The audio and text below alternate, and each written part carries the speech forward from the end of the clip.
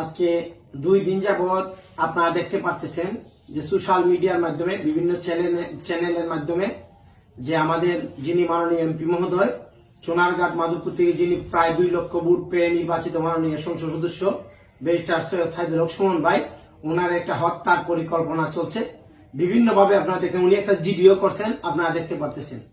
আমরা চাই যারা এই হত্যার চিন্তা ভাবনা আপনারা করছেন, যারা কয়েকজন টিম এইটা রেডি করছেন, এই কুলাঙ্গাররা আপনারা মনে করেন যে ব্যারিস্টার সুমন বাংলাদেশের উনি প্রতিটা মানুষের হৃদয়ে হৃদয়ে পৌঁছে গেছে। আপনারা শুধু সোনারঘাট মাধবপুর থেকে ওনার বিবেচনা করবেন না, লক্ষ লক্ষ মানুষের দোয়া ওনার সাথে আছে। উনি সারা বাংলাদেশে ওনার কিছু হলে সোনারঘাট মাধবপুরে কি হবে এটা আল্লাহ মাহবুব জানে। সারা বাংলাদেশের মানুষরা একদম রাস্তাঘাটে মাঠে ঘাটে নাইমা যাবে ওনার লোকগুলা। অত্যন্ত ভালোবাসে যারা হৃদয় থেকে, তারে কোনোভাবেই নষ্ট করা যায় না।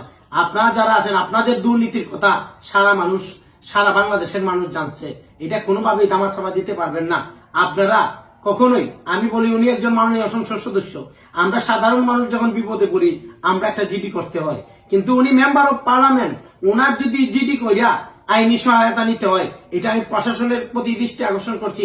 আপনারা একজন বলতে হবে কেন, আপনারা রাষ্ট্রের দায়িত্বের কারণে একজন এমপি মহোদয়কে প্রোটেকশন দিবেন, ওনার সিকিউরিটি দিবেন, ওনারে বাঁচায় রাখার দায়িত্ব আপনাদের।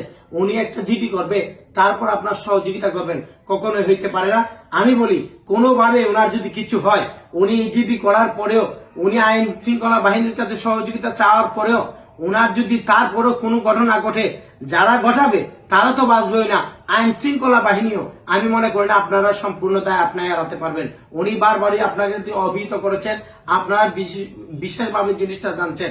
আমি মনে করি যেটুকু আপনারা আগামী দিন থেকে কঠোর নিরাপত্তায় ওনাকে রাখবেন। ওনার কিছু হলে সারা বাংলাদেশের মানুষ, এবং শুধু বাংলাদেশ না, সারা ওয়ার্ল্ডে বিভিন্ন কিছু কিছু রাষ্ট্রে ওনাকে অত্যন্ত পছন্দ করে, এটা আমরা বিশ্বাস করি। উনি একজন ভালো মানুষ, উনি গরিব মানুষকে সহযোগিতা করা, যাদের স্বামী নাই, সন্তান নাই, আত্মীয় স্বজন বলতে কেউ নাই, তাদের পাশে উনি সবসময় দাঁড়িয়েছেন। সবসময় উনি মানুষের কল্যাণে কাজ করেন, সবসময় উনি দেশের কল্যাণে কাজ করেন। যে দুটা দেশের কল্যাণে কাজ করেন, অন্তত আপনার আইন শৃঙ্খলা বাহিনী এবং প্রশাসন ওনাকে বাঁচায় রাখেন, এই দেশটাও বেঁচে থাকবে। মাননীয় প্রধানমন্ত্রীকেও আপনারা দোয়া চেয়ে ভালো থাকবেন, সুস্থ থাকবেন। আল্লাহ হাফেজ।